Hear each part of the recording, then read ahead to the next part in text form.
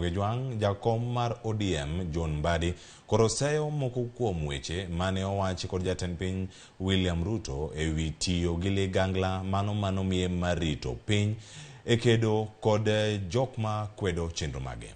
Mbadi ne olose gwenge mago mag Rangwe yango ni ligangla mano mi jatend piny en kido mar kwe kendo riwo wi jopiny kanyakla ma opogore gi ma jatend piny Kenya nowacho ni kowacho ni onego non weche Ruto matut. Report makama bende koro silwedo kod jaod bura mar Rangwe Lilian Gogo makoro dwaro Ruto mondo mi ochiw luor ne jotelo duto e bero lek mag dongruok.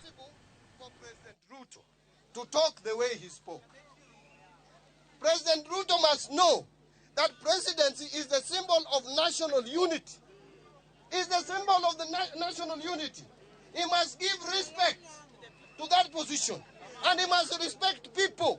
You cannot say that the sword is not yakukata mboga. This country cannot go back to dictatorship. We cannot allow you. We will not allow you to dictate, to bring back dictatorship in this country. People like us will not allow you.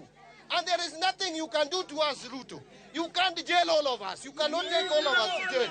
You cannot kill all of us.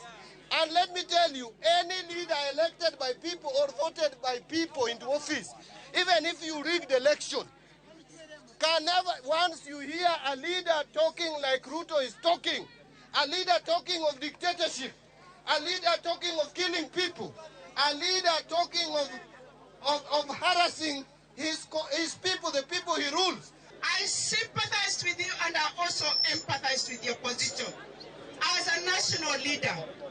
How on earth, Dr. Ruto, I've always thought that you're a doctor. How on earth can you say that the sword that is constitutionally guarded si ya kukata mboga? Unataka kukata nini kama si mboga? Na nani amekuambia hiyo sword ni ya kukata mboga?